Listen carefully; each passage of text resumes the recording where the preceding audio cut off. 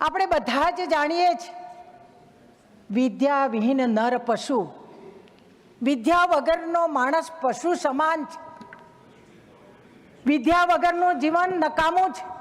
પણ દેશ આઝાદ થયા પછી આ દેશની ધુરા એવા લોકોના હાથમાં આવી,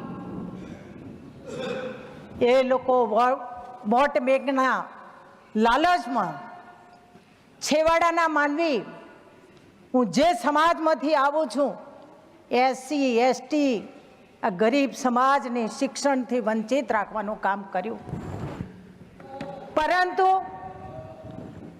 આપણા સૌનું સૌભાગ્ય, દેશનું સૌભાગ્ય 2014થી આ દેશની ધુરા નરેન્દ્રભાઈના હાથમાં આવી।